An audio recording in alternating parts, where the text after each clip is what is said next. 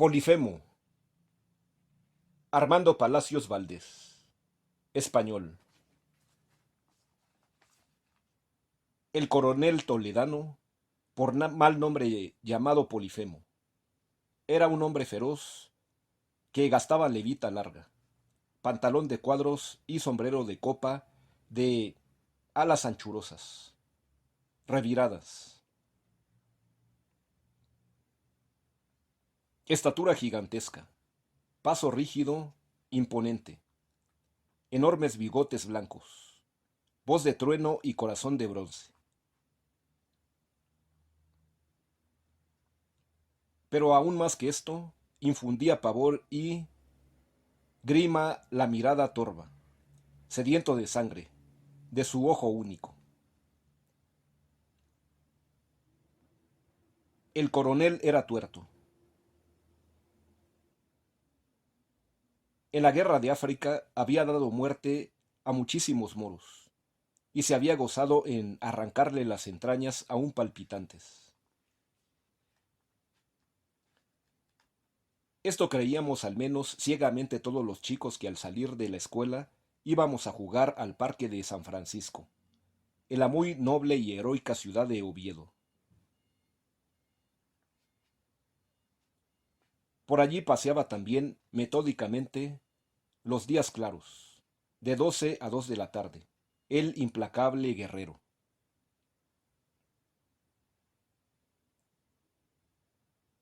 Desde muy lejos columbrábamos entre los árboles su arrogante figura, que infundía espanto en nuestros infantiles corazones, y cuando no, escuchábamos su voz fragorosa, resonando entre el follaje como un torrente que se despeña. El coronel era sordo también y no podía hablar sino a gritos. Voy a comunicarle a usted un secreto, decía cualquiera que le acompañase en el paseo. Mi sobrina Jacinta no quiere casarse con el chico de Navarrete. Y de este secreto se enteraban cuantos se hallaban a 200 pasos en redondo. Paseaba generalmente solo, pero cuando algún amigo se acercaba, hallábale propicio.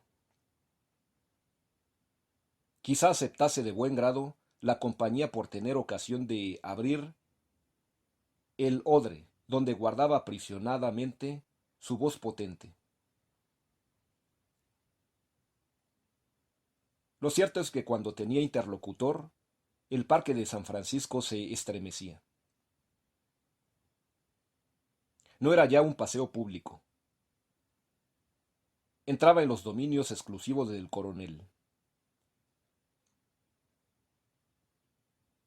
El gorjeo de los pájaros, el susurro del viento y el dulce murmurar de las fuentes, todo callaba. No se oía más que el grito imperativo, autoritario, severo del guerrero de África.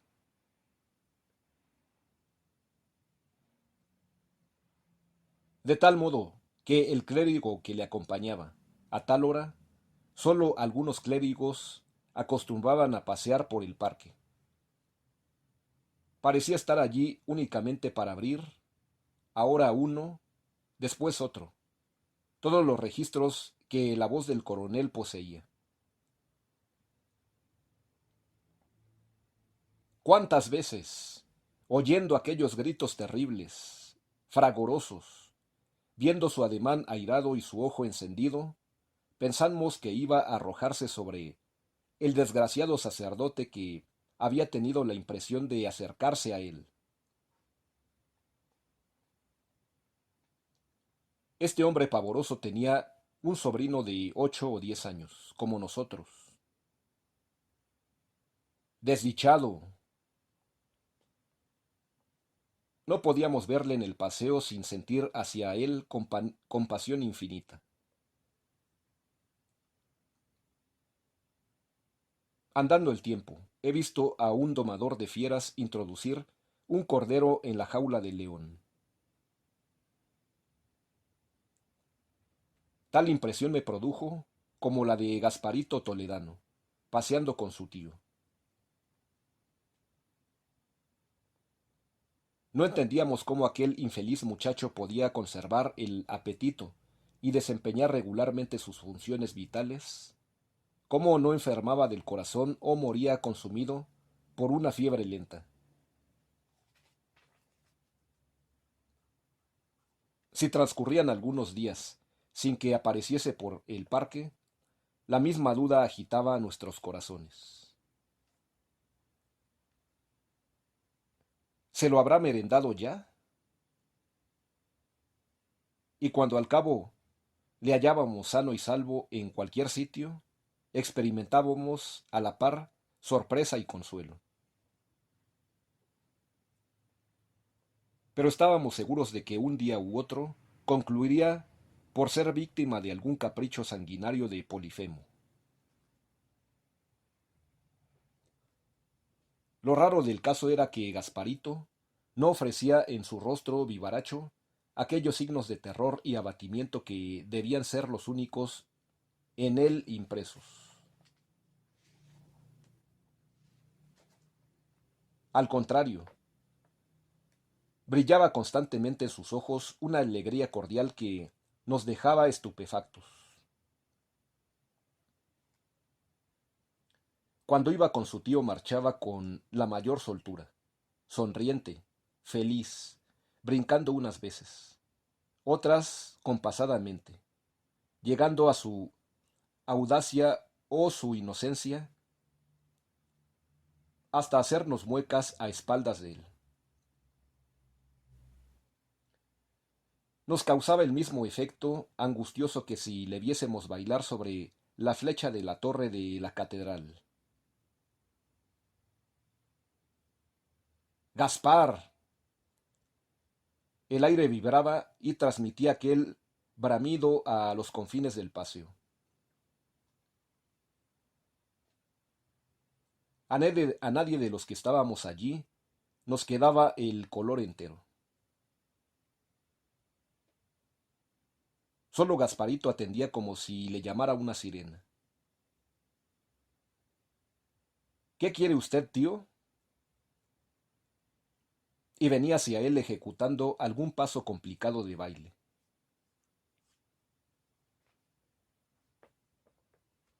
Además de ese sobrino, el monstruo era poseedor de un perro que debía vivir en la misma infelicidad, aunque tampoco lo parecía. Era un hermoso danés, de color azulado, grande, suelto, vigoroso, que respondía por el nombre de Muley, en recuerdo sin duda de algún moro infeliz sacrificado por su amo. El Muley, como Gasparito, vivía en poder de Polifemo, lo mismo que el regazo de una odalisca. Gracioso, juguetón, campechano, incapaz de falsía.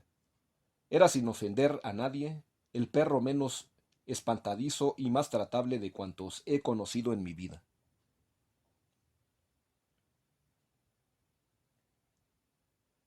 Con estas partes no es milagro que todos los chicos estuviésemos prendados de él. Siempre que era preciso hacerlo, sin peligro de que el coronel lo advirtiese, nos disputábamos el honor de regalarle con pan, bizcocho, queso y otras golosinas que nuestras mamás nos daban para merendar.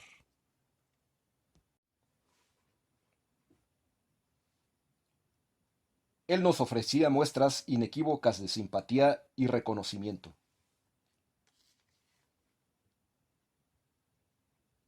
Mas a fin de que se vea hasta qué punto eran nobles y desinteresados los sentimientos de este memorable can, y para que sirva de ejemplo perdurable a perros y hombres, diré que no mostraba más afecto a quien más le regalaba.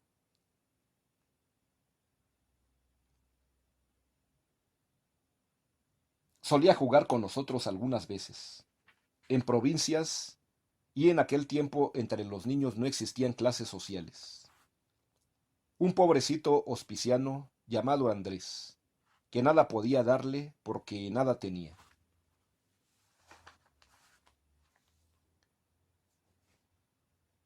Pues bien, las preferencias del Muley estaban con él.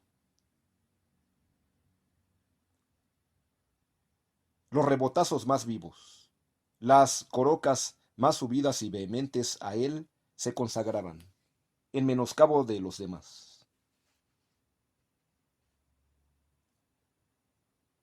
¡Qué ejemplo para cualquier diputado de la mayoría!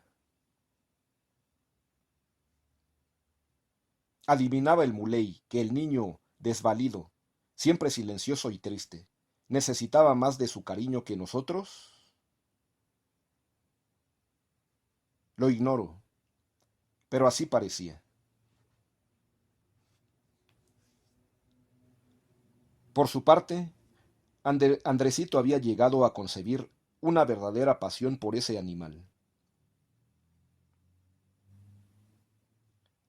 Cuando nos hallábamos jugando en lo más alto del parque, al marro o a las chapas, y se presentaba por allí de improviso el Muley.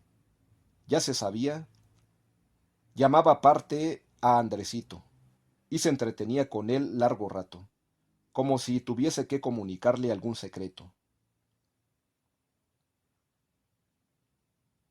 La silueta colosal de Polifemo se columbraba allá entre los árboles.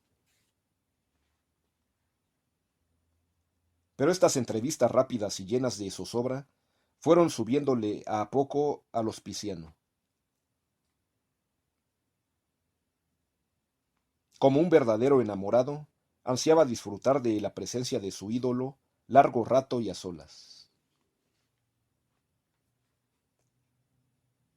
Por eso, una tarde, con osadía increíble, se llevó a presencia nuestra al perro hasta el hospiciano, como en Oviedo se denominaba inclusa, y no volvió hasta el cabo de una hora. Venía radiante de dicha. El Muley parecía también satisfechísimo. Por fortuna, el coronel aún no se había ido de paseo ni advirtió la desaparición de su perro.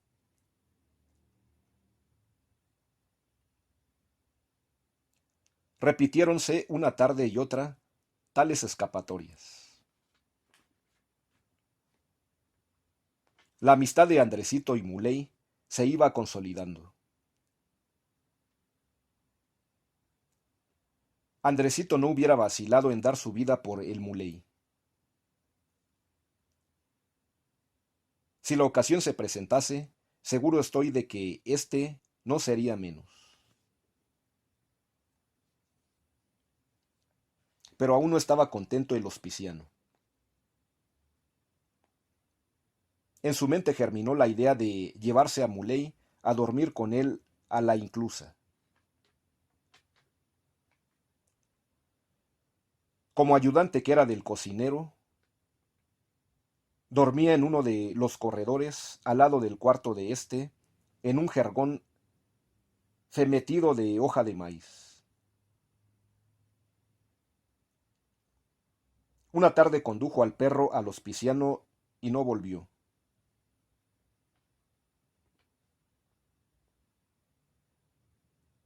¡Qué noche deliciosa para el desgraciado! No había sentido en su vida otras caricias que las del Muley. Los maestros primero, el cocinero después. Le habían hablado siempre con el látigo en la mano. Durmieron abrazados como dos novios. Allá al amanecer, el niño sintió el escozor de un palo que el cocinero le había dado en la espalda la tarde anterior. Se despojó de la camisa. Mira, Muley, dijo en voz baja, mostrándole el cardenal. El perro más compasivo que el hombre lamió su carne amoratada. Luego que abrieron las puertas, lo soltó. El muley corrió a la casa de su dueño, pero a la tarde ya no estaba en el parque dispuesto a seguir a Andresito. Volvieron a dormir juntos aquella noche y la siguiente, y la otra también. Pero la dicha es breve en este mundo. Andresito era feliz al borde de una cima. Una tarde hallándose todos en apretado grupo, jugando a los botones, oímos detrás dos formidables estampidos. ¡Alto! ¡Alto! Todas las cabezas se volvieron como movidas por un resorte. Frente a nosotros se alzaba la talla ciclópea del coronel toledano.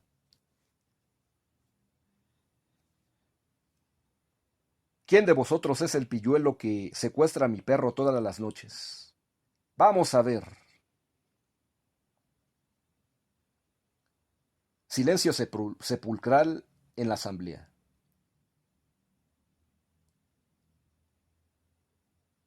El terror nos tiene clavados, rígidos, como si fuéramos de palo. Otra vez sonó la trompeta del juicio final. ¿Quién es el secuestrador? ¿Quién es el bandido? ¿Quién es el miserable? El ojo ardiente de Polifemo nos devoraba a uno en pos de otro. El muley que le acompañaba nos miraba también con los suyos, leales, inocentes, y movía el rabo vertiginosamente en señal de inquietud.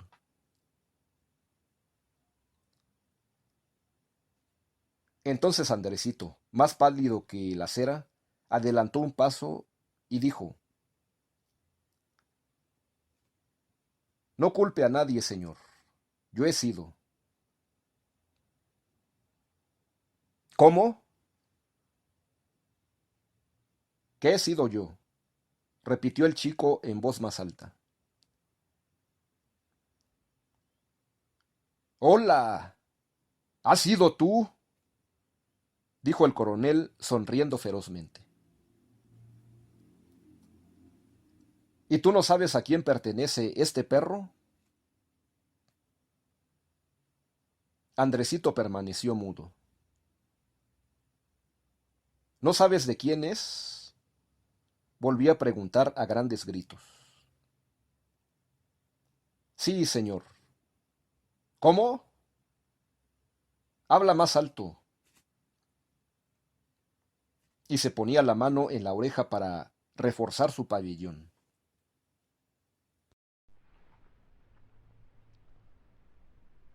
Que sí, señor. ¿De quién es? Vamos a ver. Del señor Polifemo. Cerré los ojos. Creo que mis compañeros debieron hacer otro tanto.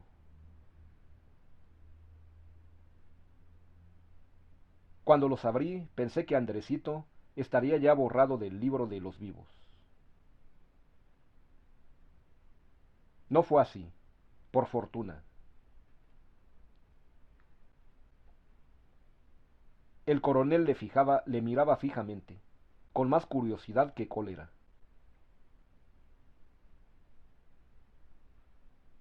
¿Y por qué te lo llevas?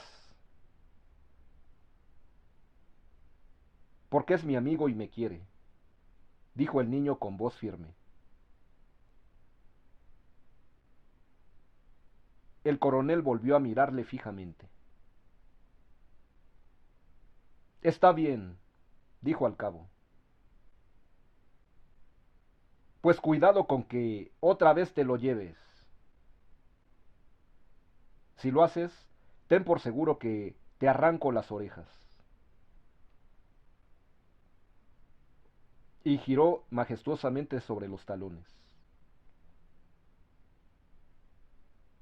Pero antes de dar un paso, se llevó la mano al chaleco, sacó una moneda de medio duro y dijo volviéndose. Toma, guárdatelo para tus dulces. Pero cuidado con que vuelvas a secuestrar el perro. Cuidado. Y se alejó. A los 4 o 5 pasos, ocurriósele volver la cabeza. Andresito había dejado caer la moneda al suelo y sollozaba, tapándose la cara con las manos. El coronel se volvió rápidamente. ¿Estás llorando? ¿Por qué? No llores, hijo mío, porque le quiero mucho, porque es el único que me quiere en el mundo, gimió Andrés. ¿Pues de quién eres hijo? Preguntó el coronel sorprendido. Soy de la inclusa. ¿Cómo? Gritó Polifemo. Soy hospiciano. Entonces vimos al coronel demudarse. Alzóse al niño, le separó las manos de la cara, le enjugó las lágrimas con su pañuelo, le abrazó, le besó, repitiendo con agitación: Perdona, hijo mío, perdona. No hagas caso de lo que te he dicho. Llévate al perro cuando se te antoje. Tenlo contigo el tiempo que quieras. ¿Sabes? Todo el tiempo que quieras. Y después que lo hubo serenado con estas y otras razones, proferidas con un registro de voz que nosotros no sospechábamos en él, se fue de nuevo al paseo, volviéndose repetidas veces para gritarle: Puedes llevártelo cuando quieras, ¿sabes, hijo mío? Cuando quieras. Dios me perdone, pero juraría haber visto lágrimas en el ojo de Polifemo. Andresillo se alejaba corriendo, seguido de su amigo, que ladraba de gozo.